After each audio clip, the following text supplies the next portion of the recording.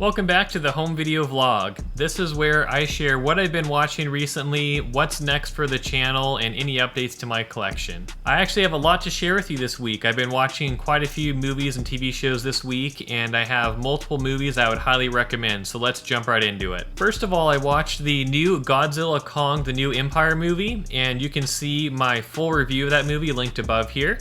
And I really enjoyed this movie. This was in a movie with incredible special effects, an incredible soundtrack, good cast from other movies as well, and I just really enjoyed watching this. I saw it in IMAX in the theater, and that's definitely the best way to watch this movie, and I really look forward to seeing what comes next in the Monsterverse that this series is in, and I really highly recommend you go and see this one in the theater in IMAX because it's just an incredible fun experience. Then the only other movie I watched in the theater this week was a special one-night event.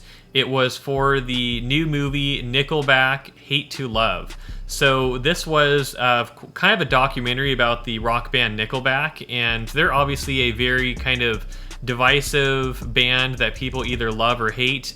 And they kind of just shared their story, how they kind of started as a band and grew as a band and found their success, and then shared about how all of the controversy and hate they've gotten online and through different avenues has affected them as a band. And so I thought it was interesting to watch. You know, I appreciate them to some extent, and I think it's unfortunate all the hate they've gotten because a lot of it seems somewhat unfounded. And so I appreciated that movie, and while I don't think I'd highly recommend going to see it in the theater if it was still there, I think it's worth a watch if you like the band Nickelback, and if not, you probably won't enjoy it, so it's probably not worth it. But I think it's cool that they finally had kind of a documentary release come out, and it kind of finished off with a few live performances as well, so that was cool to see, and I was glad I was able to see that at a theater near me. Then in terms of what I watched at home, I watched my Blu-ray copy of the movie Kick-Ass.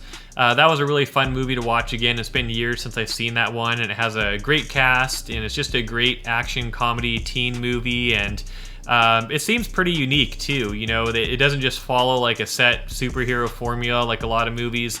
It's just a really unique kind of superhero teen comedy movie that stands apart, and I wanted to watch this one because I recently picked up the sequel to it on 4K, and I look forward to watching that one soon too as well. Then I watched the Blu-ray of Friday the 13th Part 3 from my Friday the 13th Blu-ray box set.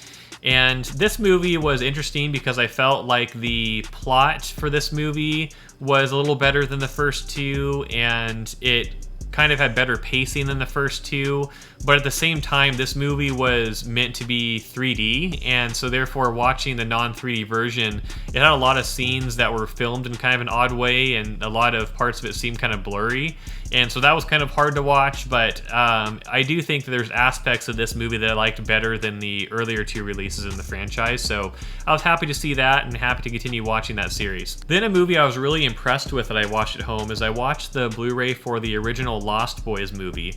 I was excited to watch this one because I grew up in Santa Cruz, California, where this movie was filmed, and so it was cool to see a lot of the scenes in this movie at the Santa Cruz Boardwalk and different places around Santa Cruz where they filmed it. And in addition to that, they had some really cool special effects in this movie for the time period.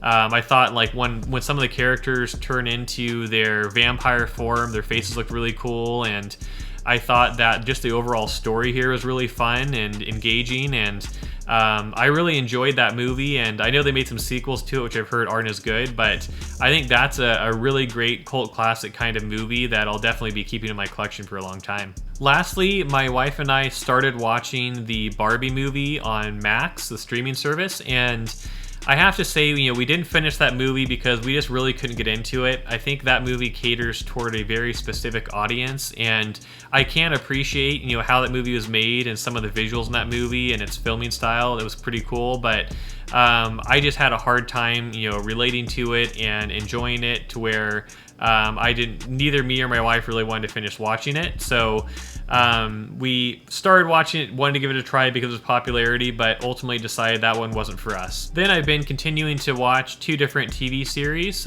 Me and my wife are finishing the 3rd and final season of Ted Lasso, which we've really enjoyed, and then I've been watching the 1st season of Ash vs. Evil Dead, which I've been enjoying.